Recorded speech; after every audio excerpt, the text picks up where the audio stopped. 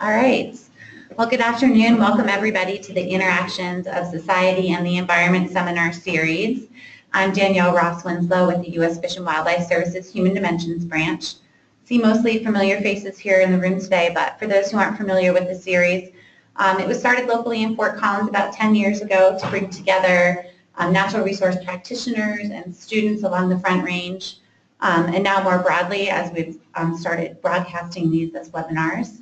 So welcome to those who are joining us remotely, to bring them together around topics related to people and society and their influence on natural resource management and policy decisions, and vice versa. So we typically have people presenting their research findings and implications, as well as practitioners presenting on lessons learned from federal land management agencies, etc. So, and this is co-sponsored by Colorado State University, the U.S. Fish and Wildlife Service, the U.S. Forest Service, U.S. Geological Survey, and did I say the Forest Service? I think that's it. And National Park Service, sorry. And we're really excited to have Jessica Roberts here with us today. She's an interdisciplinary social scientist that specializes in disaster risk reduction, and she recently received her PhD from the University of York in the UK in the field of environmental management and environmental economics.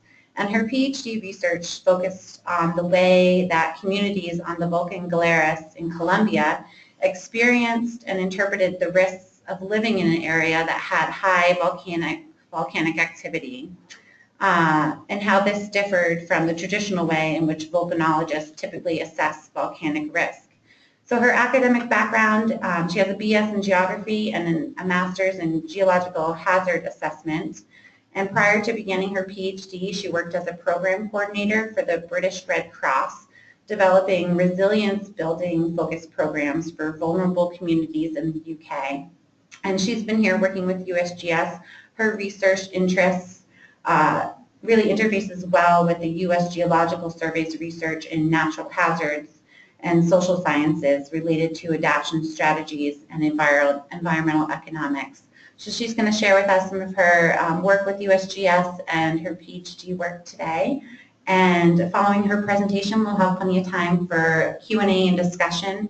For those who are joining remotely, please type your questions in the questions chat box. We'll be monitoring those throughout and try to get to as many as we can at the end. And then those in the room, yeah, we'll have plenty of time. So I'll turn things over to Jessica. Thank you. Okay, so is that good? So thanks for the invitation to come and talk to you today, and thanks for coming to interact with me.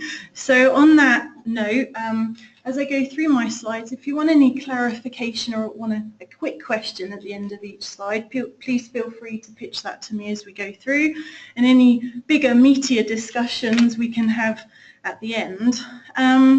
So just welcome you to Volcan Galeras in Colombia. We'll get through that in a few slides, but just thought that that's the perfect image to show where I was working and this interface between volcanoes and the communities that surround them. Can you tap the mic and make sure it's still working?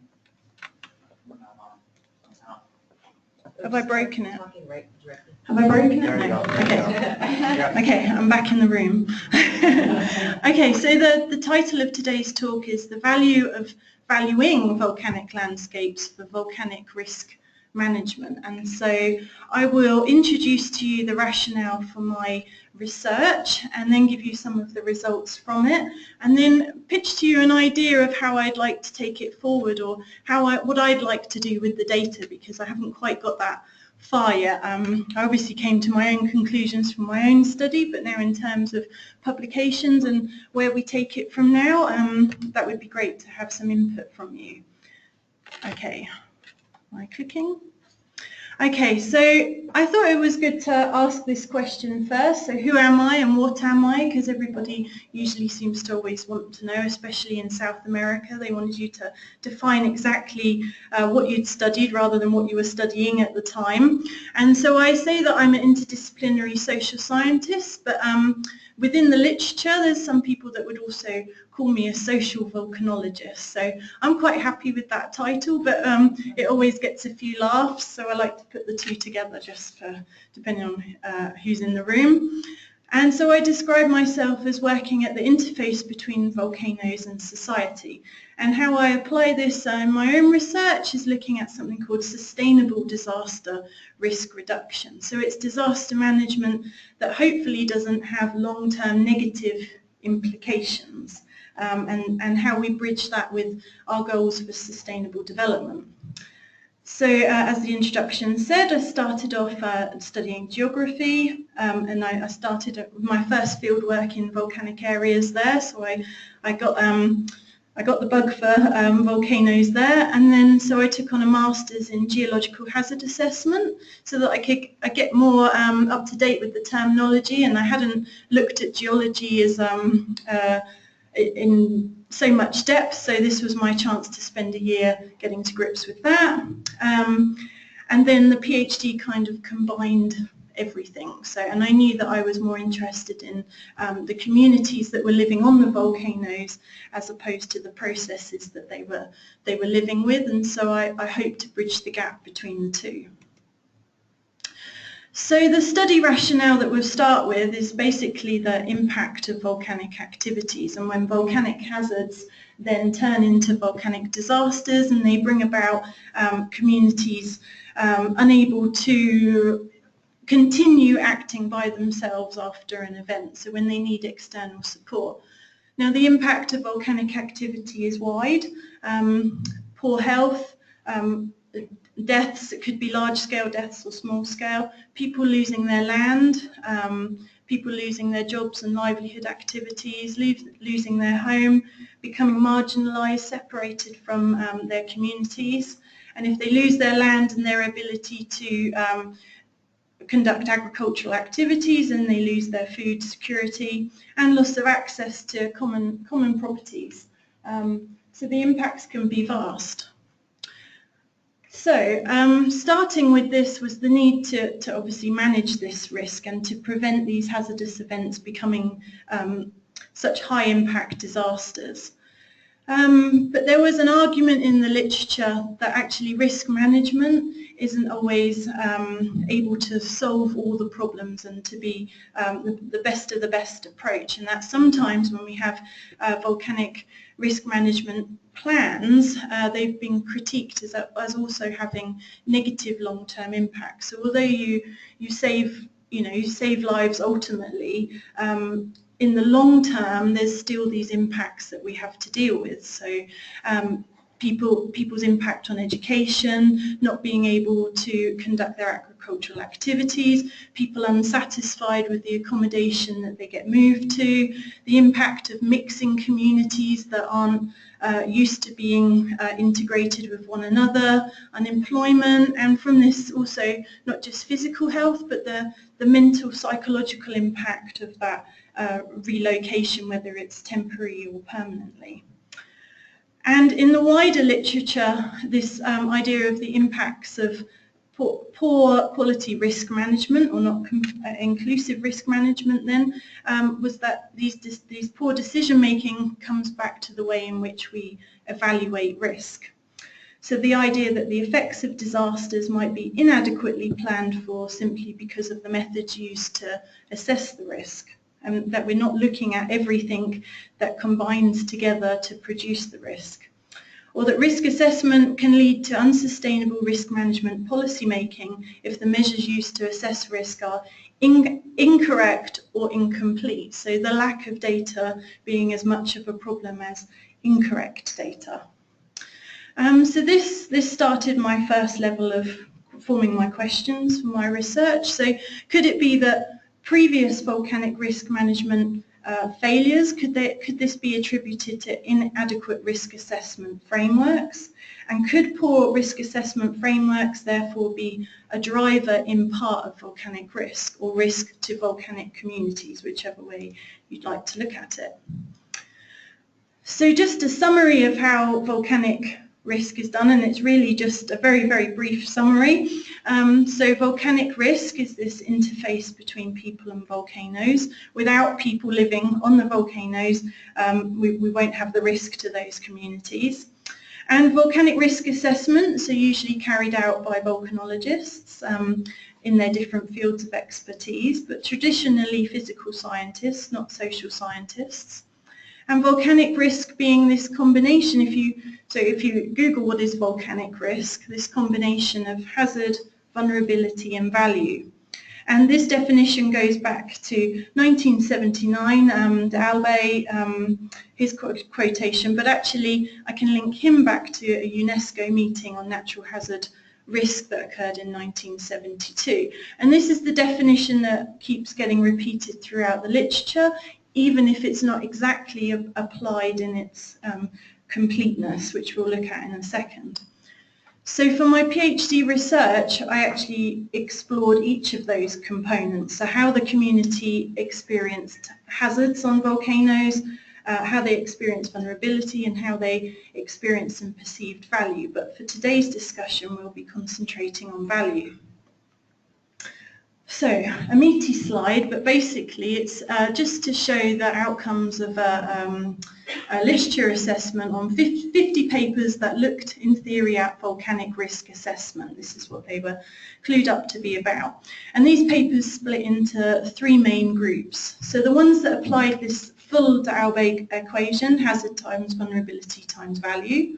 Then this set that dropped value and just concentrated on hazard and vulnerability. And then the set that just only concentrated on hazard and not vulnerability or value, but still said it was a risk assessment. And then this whole other group of literature that just didn't give a definition of what they actually meant by volcanic risk, but just continuously talked about this idea of estimating risk too, even if they didn't completely say how they were going to do that. And so their themes of discussion talked about risk to property and infrastructure, crops and agriculture, this idea of risk to productive capacity. And then we looked at the whole human resource system together and the risk of events to those. And then it started to talk about risk to things of value, whether that was cultural value or architectural value or something called traditional values, but again, not necessarily identifying what that meant. Things of importance or things of historical importance, and then lastly this idea of looking at risk to potential loss of human life. So those are the themes within the literature when you look at discussing volcanic risk. Now I wanted to see how they defined value, and really that's the only thing I can say is that it lacked focus. So value was in these discussions, but not necessarily a description of what was meant by value. So we had value of the element of risk, the calculated value. There was definitely a strong emphasis on economic evaluation. Combined value of capital value and productive value, plus the number of human lives in an area. The focus solely on potential loss of human life, or the percentage of damage and everything that incorporated. And the way in which the direction was for how to measure this value, again, to me lacked focus. So you could calculate or measure it without any indication of how to exactly go about doing that. You could estimate the monetary value of property damage and production losses. You could calculate the mean market value of single municipality values of each single municipality per area. And again, this focus on monetary cost to repair or replace buildings and infrastructure. That's a prime focus in these studies. But just continuing a little bit, you could calculate the value of the whole system. We don't necessarily know what that whole system incorporates. Or we could estimate the population density living in the proximity to the volcano. So again, lots of different ideas and not necessarily pulling them all together. And in terms of modelling the risk, nothing that kind of groups all these ideas together, and a lack of clarification, it was my opinion. But the final comment that I found was quite interesting because it was different. It was a different theme to the others. So it was highlighting that the element should not be predetermined, the element that you're going to value, as it's relative to the individual and dependent on their cultural outlook and personal standards. And so I felt that this was something quite independent and not necessarily replicated in the other studies that I'd looked at. Okay. So the next question I thought was, therefore, is the cost to repair or replace infrastructure, production losses and population density, the correct and complete measure of value needed to inform these risk assessments in volcanic areas, with this focus that they need to be correct and complete in order to produce these sustainable management plans. And so I started with this answer that no, it wasn't it was an incomplete view, basically, that there was greater value of volcanoes to the societies that lived on them that needed to be included in that risk assessment. And so we started off with this idea of 450 million people approximately living within 100 kilometres of an active volcano. And the fact that it's commonly reported that during eruptions people return to the volcano on a daily basis, and after the volcanic eruption has finished, communities that are perhaps relocated, many come back to the volcano to re-establish lives afterwards. So there was definitely a motivation to live on volcanoes. But also there's this common discussion within the volcanology papers of the reasons why people come to live on active volcanoes that I don't think necessarily is the best representation of decision making for these communities. So the first is that people have no choice to live on volcanoes, that they're there because they don't have enough money to live in other places, and this land's often free or cheaper than other places. The second argument being that people simply don't understand the risk, that they don't necessarily have the right level of education, or they haven't had the education programs to educate them about the risk. So this idea that they don't appreciate the dangers of where they live. And the third is that volcanic communities are largely agricultural, mainly farmers, and they're there because volcanic soil is highly fertile. So these are the three discussions of why people tend to live on active volcanoes. But the counter-arguments to this is that, people in the developed world with a bit more money also live on volcanoes, and some real high population densities in the developed world that choose to live in these areas. Arguably, well informed of the dangers that are entailed by where they live. Not everybody living on a volcano is a farmer, so the fertile soil is not necessarily the only thing that's drawing them there.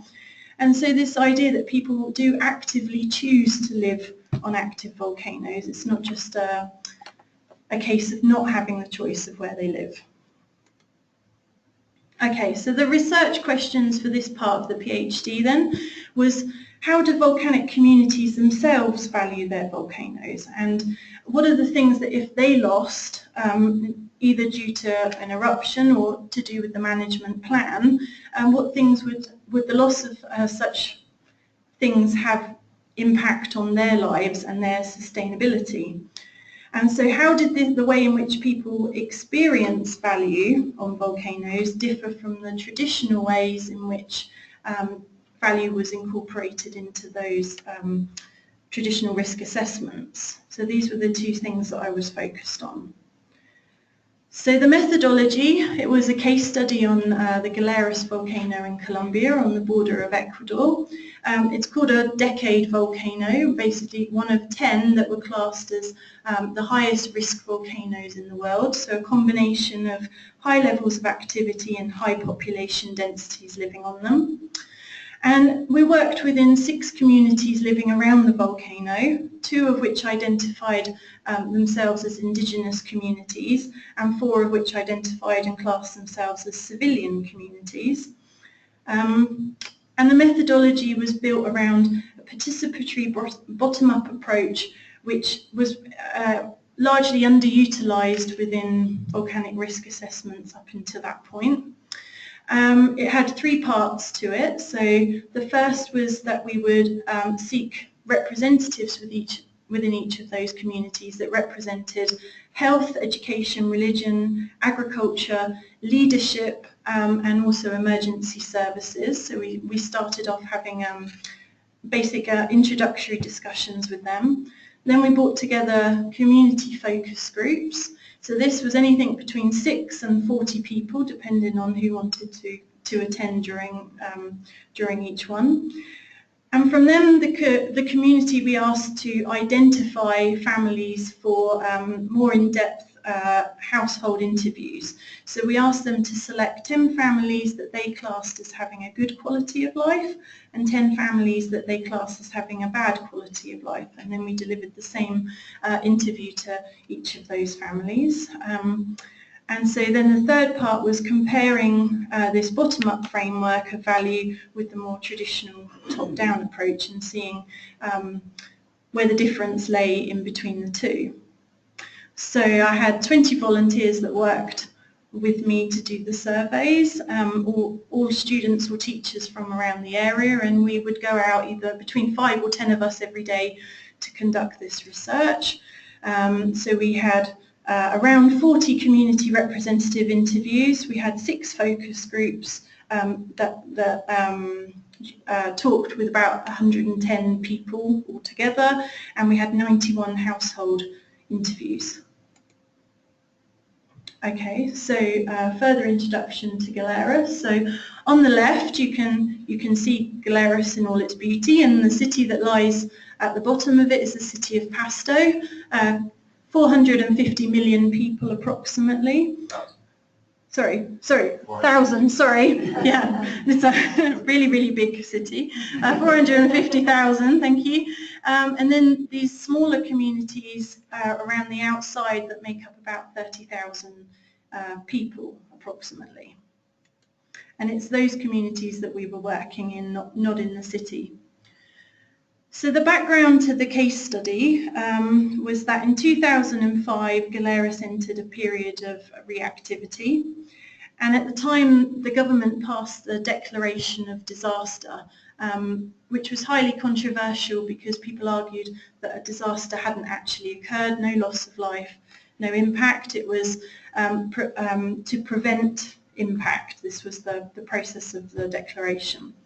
But what the Declaration of Disaster did was it allowed the order for compulsory relocation of 9,000 people in the high and medium risk areas indicated by the red, and then there's a batch of orange that just goes around the outside of the red.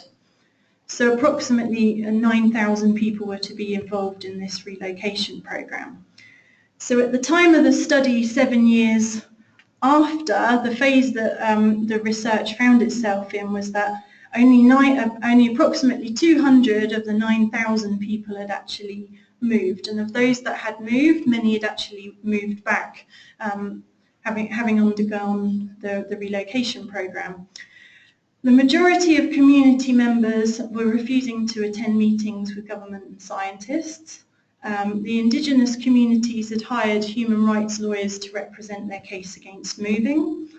We also saw a dramatic drop in the number of people going to the evacuation shelters when there was smaller periods of activity, and one of the highest youth suicide rates in Colombia that local psychologists were attributing to high unemployment levels. So the questions that I selected to explore how people experienced value were the following. Okay, so I asked them what they felt their quality of life on Galeras was like. That's an open question. What did they think was their motivation to continue living there? Open question. What were their sources of income, and what was the location of that income, to which we mapped the locality? Did they have any land in addition to their homes? If so, where? And then what did they use that land for? And connected to that was, why did they use that land for that particular reason? Then we asked, what were the direct benefits that they felt that they received from living on Galeras? And finally, we asked them, what was the potential, what did they feel was the potential for their communities in the future? Okay, so now I've got notes, sorry, because I don't want to miss anything. So for the first question, what do you feel the quality of life on Galeras was? As you could see, the top three, sorry, the graph splits into two. So we coded all of their responses into either positive or negative perceptions, and that's what we've mapped on the graph. And as you can see, the top three were tranquility, community, and security. Okay, so tranquility wasn't quite as you imagine. It's not just the quiet area of living up in the mountains, but it was more about the calmness of the people themselves that lived there. And this emphasis of people living without conflict, which in regard to other communities or in the nearby city was something that wasn't necessarily so. People weren't necessarily living calmly together. And for community, the emphasis was on the strength of ties between the people in the community themselves, the level of social support that households would provide to each other, and the personality and character of those community individuals. So when we coded those responses, as we could see, the emphasis was on the social values that were incorporated into these discussions of quality of life, and then the environmental factors, then the economic factors. So these are just some quotations that we took from those discussions. So for tranquility, we like living quietly together without complications. There's peace between people. I feel free. There's no crime, and we live without stress. And for community, we have good relationships. People are united. We're all working together. We help each other. We depend on ourselves. Help and favours are used as currency. We're hardworking and responsible workers, and we fight to defend our land. So that was summarising the community discussions. And for security, here it's safe, not dangerous. They weren't. It's important to note that they weren't saying that the volcano itself was completely safe, but they were saying in comparison again to other areas, it was safer than other areas. We don't have violence, there's no guerrilla activity, there's no need for police or army. In comparison in the city, the young people are more violent. Here we don't have fear. Life's not economically optimum, but there's at least a sense of calm here. The only risk is the volcano, but on the other side of that argument, the volcano is also a friend to us. The life is because of the volcano, and actually we see it as something quite magical. So this, coming out of that discussion of security was also this idea that if they moved off of the volcano, that would increase the threat to themselves, their health and their livelihoods as well. And in addition, they argued that people were actually being drawn to the area for these reasons. So the population was actually increasing in these areas because of people wanting this level of security in comparison to other areas. Ooh. Okay, so the second question was, how long have you lived here? And for those that were born here, why have you stayed here and not moved elsewhere? So out of the 91 household interviews, 88 of the people interviewed had remained living on Galeras since birth, and the majority of them in exactly the same community as they always had done. So again, we see the same theme of tranquility, so I won't repeat that discussion, but here we also see ancestry and we see employment. Interestingly, going back to that common discussion that I said was within the volcanology papers that talk about people not having any option, here only 3 people actually had the discussion with me that they would have liked to have moved elsewhere, but they just didn't have the opportunity to do so. So I think that's quite an important result to talk about. In terms of ancestry, they were talking not just about the current generation, but they were also talking about the past generation that were also buried on the volcano. So that was really important to have that connection to those members that were buried on the site.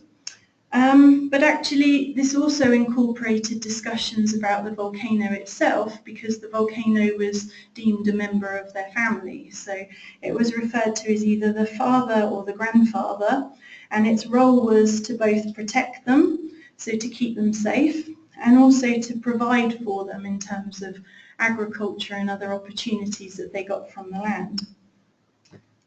In terms of work, they highlighted that no, the work might not be excellent and it might not be hugely highly paid, but there was always work available, so there was always something to do, and there was a diversity of employment opportunities that enabled them to move from one to the other when one wasn't so fruitful as another. And also to highlight was the cost of living, because they said that they might not be rich, but they had enough to be able to live in that area and to provide for the needs that they required of that area. And they said that life was very economical here on the mountain because prices were cheaper and there was a lot of things that they didn't necessarily have to pay for in terms of money then. So for ancestry, the discussion included that they were born here, that they have a long history here, that they belong to the area, that they're rooted to the area, their families here, and Galeras is my father, my grandfather, and my land. For employment, there's lots of work. If you can't find work in construction, you can go to the fields, and if one job is bad, there's others to choose from.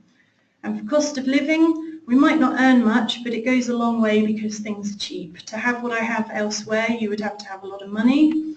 Life is very economical here. Everything is cheap. So that does kind of relate back to those initial discussions that people do live there because the land is cheaper. But I don't think it's necessarily saying that that's the only reason that people live there. So I think it's more an emphasis that they don't necessarily need to be richer rather than wanting to be rich. So I think it's important to make that that difference in the data. So next I asked them for their whole households, what were the different sources of income that contributed to the household budget. And then we asked for the location of where those sources of income were associated, and we were looking basically for if they were located on the volcano or off of the volcano. So of the 91 households, this included 447 residents within all these households, 179 of which who were responsible for either one or more different income sources. In total, 228 different income sources were coming into these households, of which we then coded into what you can see on the graph. Nearly 3/4 of these occurred on the volcano themselves. The top three activities being agriculture, livestock rearing, and handicrafts and cooking, these smaller businesses, the cottage industries that had developed. Okay, so the next question was, do you have land in addition to the land that your house is on?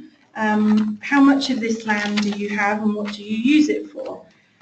So they were discussing their land in terms of what they called parcellas. Now a parcella didn't have any particular size to it, so it's as if you were saying my field. It could be small or it could be large, and we weren't necessarily interested in the size. We were looking for what where these parcellas of land were and what they were using them for and what their motivations were to use that particular land for that land use. Okay, so we coded these different land use activities into 12 different types, which also included that they weren't using it at all, that they were in the process of selling it, and that they were in the process of renting it. So we break it down into those different land use activities. Okay, so then we took each of those activities and we asked them to describe why they were utilising that particular piece of land for that particular activity, and this broke into 7 main reasons.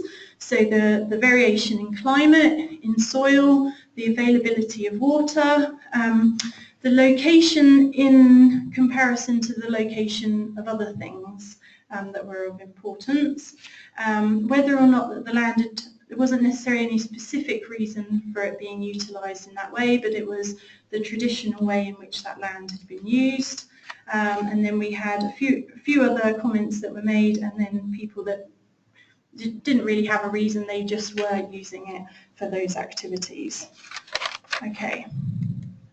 So for me, that highlighted that this was, active, informed decision making, not necessarily just grouped into people farming the area. These people were really experts in the areas in which they were farming, and they were trying to get the optimal use out of the land that they had.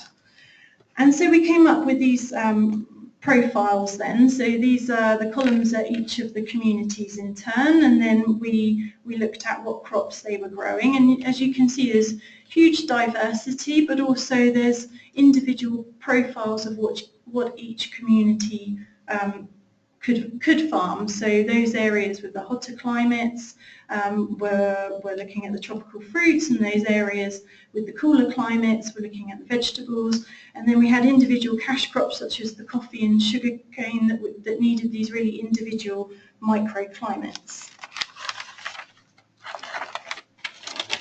Okay.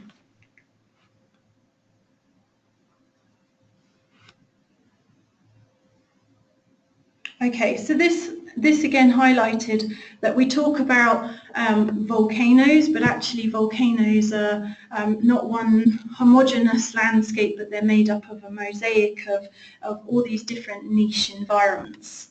And so these niche environments have great higher value. And so for Nariño, this was the site of in theory, the best quality coffee in the entire world. So I had to drink lots of it in order for them to get me to believe that. And so I gave them my vote.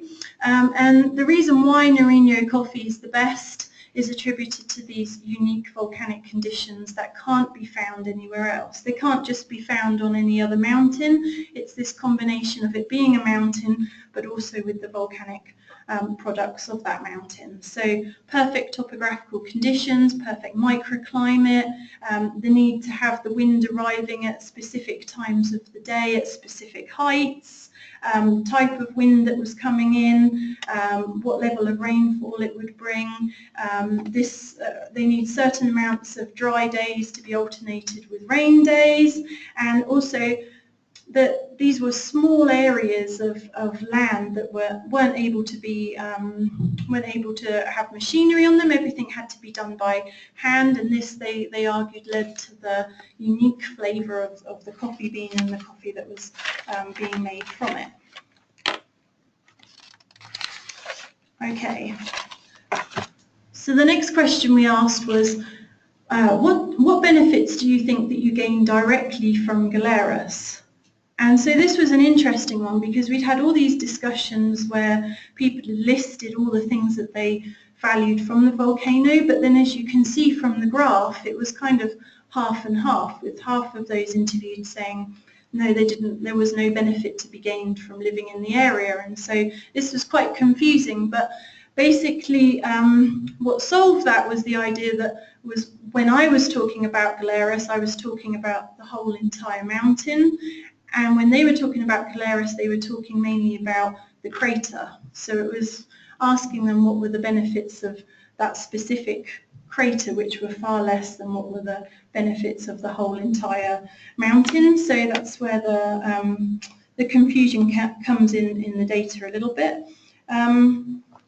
And as you can see, the main value for them, I call the value, was the water and the availability of the water. So they said there were 350 rivers on the mountain, and this was the site for fresh drinking water and water that they could use for their agriculture. Volcanic ash was of definite importance to the fertility of the soil, so that linked back to the literature review. But also the clean air. So, you know, in comparison to down in the busy city with all the cars and the pollution, this air was pure to breathe. And they found themselves very lucky to have that in comparison to the people that were suffering down in the city. So discussions about water again was natural, it was drinkable, it was plentiful, free, clean and unpolluted, and it was beneficial to your health. So you might be living on this volcano, but actually the benefits to health of living on the volcano, water was one of them. And we did a whole discussion of health as well, and people said, you know, we live longer here because of the level of exercise that we have to do, the fresh fruit and vegetables that we eat, and the clean air. So that was one interesting discussion. The volcanic ash, it was a fertilizer, but it was also a pesticide. They argued that the year after the eruption there wasn't any bugs that were infiltrating their crops, but they also said that it made their crops taste a specific way, which made them unique to other areas. So that was their competitive edge for selling their fruits and veg. And the clean air was fresh, it was pure, and it was pure in comparison to the city. And they also commented on the beauty of their landscape and the fact that other people actually admired where they lived and the lifestyles that we had. And, you know, there was almost this element of feeling sorry for people that don't have their own volcano, which, you know, I kind of quite wanted my own volcano after the research. That was quite nice. Okay, so the final question was, what do you see as the future potential of the communities on Galeras? So this was quite a sad discussion actually, because there was a number of people that we spoke to who said because of the relocation program, these communities, they don't have a future, and their children don't have a future if they don't live in this area. So that attributed for 3 of these conversations that we had. But for those that you know, still believed and hoped to be living in that area, they had a huge amount of ideas, which, you know, I've coded into these 10 or so areas, but actually the diversity of discussions were fantastic. And so yes, people did focus on the majority on agricultural activities, but this was about diversification, so learning how to grow things that they haven't traditionally grown, developing the seeds and crops to be able to do that, to be able to diversify all these different opportunities so that they could move from one to the other if one wasn't so successful. They're also dealing highly with the impact of climate change out there, so crops that were once really fruitful in their growth are now kind of suffering, and so people are having to grow crops in different places to where they once were, and so they need new things to be growing, and they like this idea of having greenhouses, make things hotter, and again to try and diversify all these crops that they were going to be able to grow. But the second emphasis was on the tourism, and that the volcano could provide a unique setting for visitors to come and see it. Now, tourism isn't a strong economic activity in Colombia because of its history, but it's actually something that's increasing now, and Galeras is really popular not just for other Colombians to come, but there was the odd outsider like myself that was partaking in some of the activities, and you had this combination of ecotourism, adventure sports, cultural activities, religious festivals, the gastronomy. You could do these great food tours, you know, trying different dishes in different areas. So yeah, a lot of opportunity there. And finally, they wanted to grow their small cottage industries and these small enterprises, but they were aware that they needed more business skills to be able to do that, not just to grow their businesses, but to be able to market their products and to get their products out into the marketplace, then, which was currently quite difficult. They didn't have the capacity to be able to do that. So to conclude, volcanoes really, are this paradox. So we commonly think of them as having the ability to destroy livelihoods and well-being, but actually this data showed, and other people's similar studies shows that actually it creates opportunities for livelihoods and helps to develop people's well-being. But previously there was quite a narrow debate in the literature of if we should include value, and if we do, what do we value in these risk assessments. At Galeras, I would argue that in similarity to other volcanoes, the community's culture and knowledge systems of how to utilise their land has been shaped by the landscape, the mosaic landscape that they're surrounded by. And these gains, benefits and opportunities, they underpin the large amount of livelihoods and economic activities that are occurring on the mountain and people's well-being whilst they reside there, which these things in part have motivated people to want to stay living on Galeras despite the level of threat that they're being exposed to.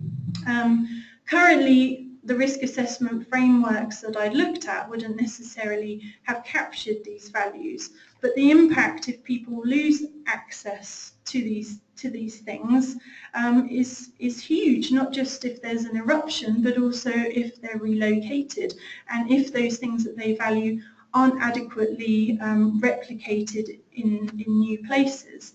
So it's definitely not arguing that people shouldn't be moved if the volcano becomes too dangerous to live. And the people, they tell you that they would elect to move if they felt that they needed to. But they do need to have these things that they need provided for in the new location. So my argument is that we need to develop risk assessment frameworks that incorporate these community values, so that when we're talking about risks as volcanologists, we're talking about the same risks that the communities themselves are talking about. This focus on repairing or replacing buildings and infrastructure, as we're in the large majority of the papers, it's definitely necessary and it's hugely important, but it shouldn't be highlighted that that's the only thing that we need to value. And that there's this huge greater potential impact to communities if they lost this tranquility, community, security and ancestry that they deeply value. So the question is, how do we deal with these things that aren't necessarily quantifiable or able to have an economic number put on them? We need new tools to help fill that knowledge gap, and we need those to be incorporated in the risk assessment process. So my question to you is, could ecosystem services, cultural services be integrated into this risk assessment process? And if yes, how? And should we or could we develop a framework of volcano system services in the future? So I leave you with this quote from one of the community leaders, which I think kind of sums up their argument. It's tradition to live here like trees have roots, and without these roots the trees will die. So if you take away our land, then we don't have anything. So thank you very much for listening.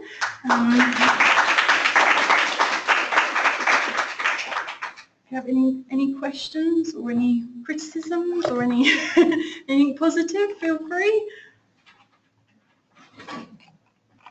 Okay. So first, I really enjoyed your presentation. Okay. Right, and there's like a million themes I'd like to comment on. But the question I'd like to ask is, how did the other folks, the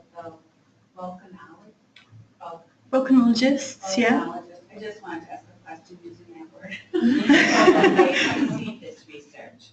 I mean, have you had an opportunity to present this to the folks who do this risk assessment? No, so I haven't written any papers on the data yet because, well, one, I just finished it, so just wrapping it up. So, you know, as you know, the process is quite slow to get it out there. But I didn't know what conversation I needed to be having in those papers and what was of most value. So discussing it with the local people that, you know, wanted to know what was going to happen to the data and the hours of input that they gave me. They had their ideas. And that's something that, you know, I want to try and incorporate. And just this idea of giving a different perspective, that's what they wanted to start with. They didn't want to start with, it's dangerous, you can't live here.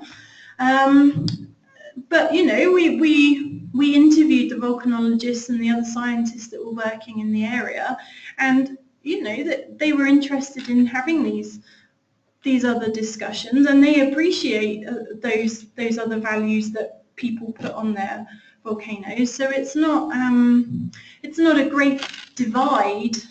It's just the process of how do you incorporate that traditional knowledge into those traditional ways in which we measure risk. You know, where do you start and where do you end? And yeah, how do you put some numbers to it? Because ultimately, people need the numbers to be able to do these risk assessments. They're traditionally, quantifiable data sets, and not necessarily this sort of data could fit into that area. So I hope that answered your question.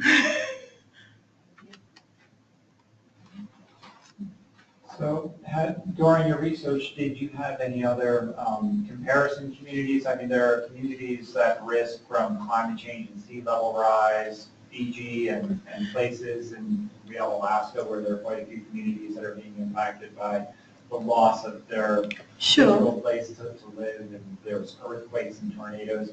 Have you compared this group or looked at some of those other communities as, you know, reference points? So it's not a direct comparison with the data sets, but in the introduction to the thesis we talk about why people are motivated to live with risk, and the argument that it's not just solely because they don't have the knowledge.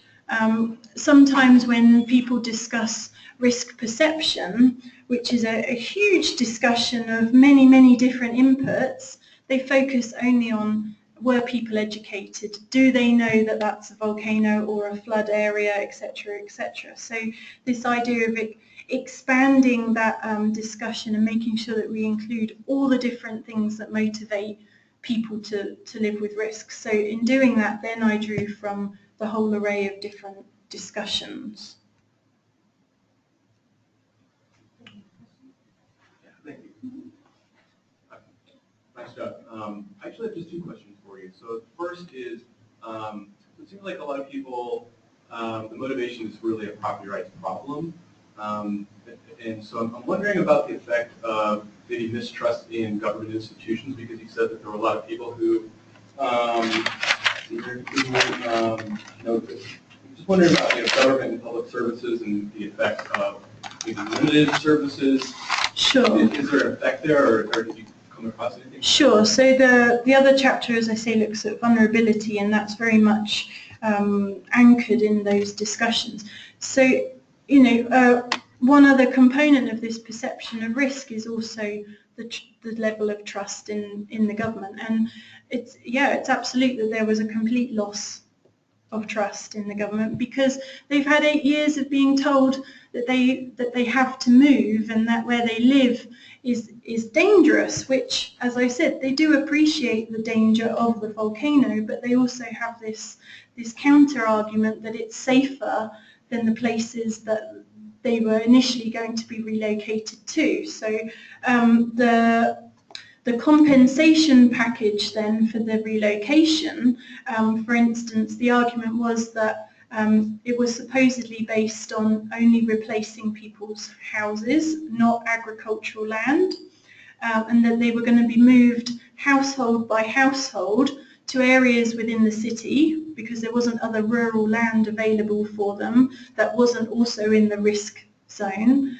And so to move these rural people into the middle of the city without the rest of their community, that, you know, that was definitely something that people weren't embracing, and, you know, understandably so. So these community meetings that were being set up with members of the government and scientists and disaster management groups, etc., had, you know, had started to fail, and numbers attending them had rapidly decreased. And so one meeting that we went to, you saw 60 members of the general public all stand up and leave because there was, you know, something that was said that they, you know, completely disagreed with.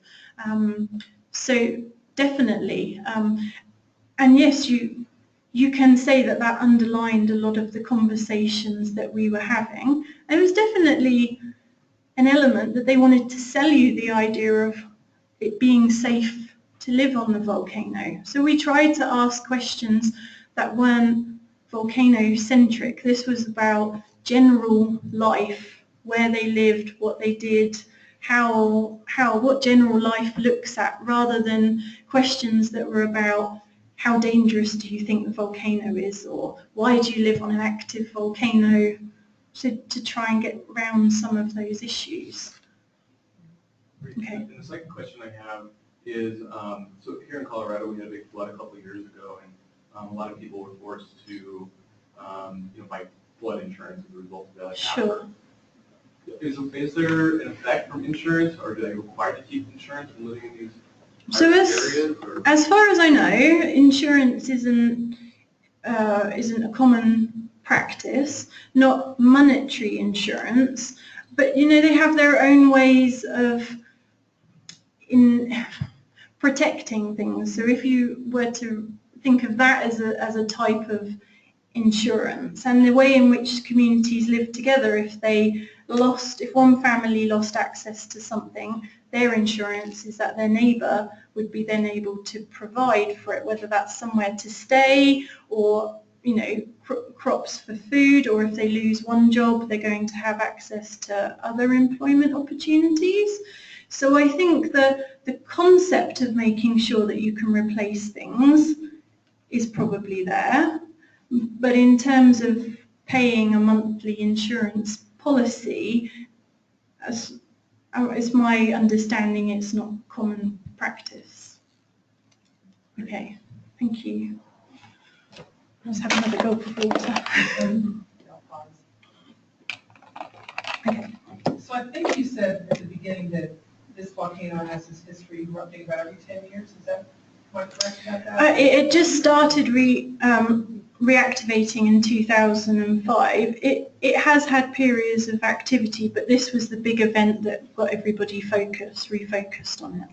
So I guess what I'm wondering then is, so when this has happened historically, when they've had eruptions, have people had warning, they knew it was going to happen, and they left and came back? I mean, has there been lots of loss of life?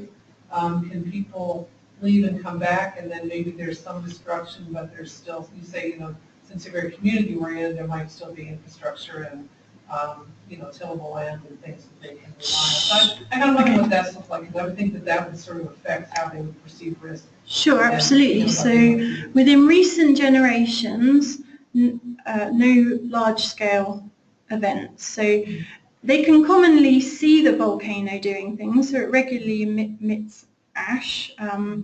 There's seismic activity that occurs, so there's indicators that, you know, it is active. So yeah, that's the recent history. Where's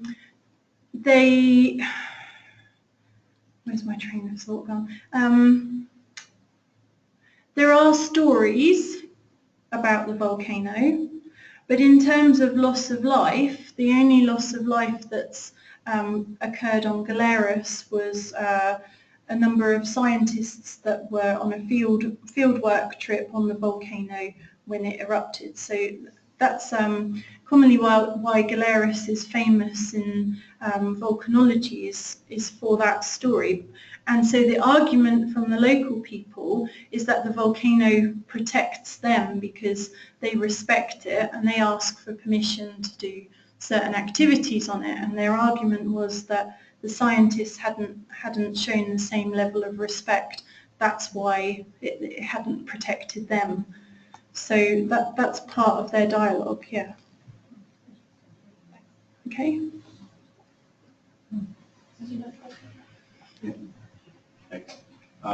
Just very good presentation, thanks. To parse this issue of governance a little finer, you have governance of elected officials. Sure. You have governance that relates to the government scientists who provide information about the activity of the volcano. And my question is, were you able to ask the residents as to how they might value scientific information about the state of the volcano? I believe at Pasto there's a volcano observatory. Sure. And they communicate on a regular basis with updates and other information. And I'm wondering to what extent these residents value or see the scientist as apart from the broader governance cloud, if you will. Okay, so no, it wasn't a direct question. The question that kind of came out with some of those discussions was in the questions we used to explore vulnerability. So we asked people what were the things that they needed continuous access to maintain a good quality of life. So they could say anything. So we listed all those components, and then we said, in the last 10 years, has anything happened to disrupt that access to those things that you need? So then they would describe if that had happened. And then we asked what was the reason for that. So in those discussions of reason, you could interpret that as who they blamed basically for it, of which discussions of governance came out. I didn't feel that it was specifically blaming the scientists. There wasn't really a discussion of the scientists. The community members that discussed the more scientific details of the volcano, they were they did say to me that they feel that they are well informed, and that there was a conversation we had, they go on the internet, they find out their information, they argue, they understand the risk, yet they've made this decision to stay. The blame for me was placed more on regional and national governments. Yeah, okay. I think that's the best way I could answer that. Okay. Yeah. I'm just wondering, is your dissertation actually here on Sorry. So, yeah, thanks so much. This is super interesting. And is your dissertation available at this point? Not at this point. I think it gets, once the 3 papers are out, or the, 28 papers, then it becomes public access. Yeah, but in terms of summarising some of that data, I'm happy to share that, sure. Okay, great, yeah. I'd love to see what you... Okay. Yeah, it's the text, that the thesis has been described as an anthropological text because it's all qualitative, apart from those few frequency graphs just to kind of pinpoint where the discussion should lie. It's mostly qualitative, so it's what now to do with that level of information.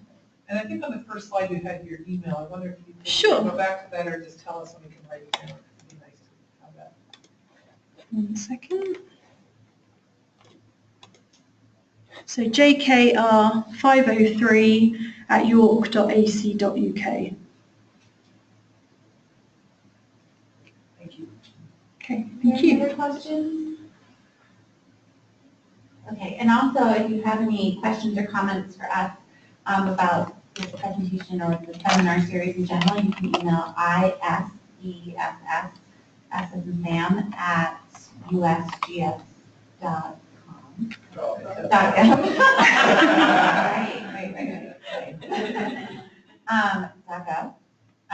And if you want to be on our mailing list to hear about future seminars, please email.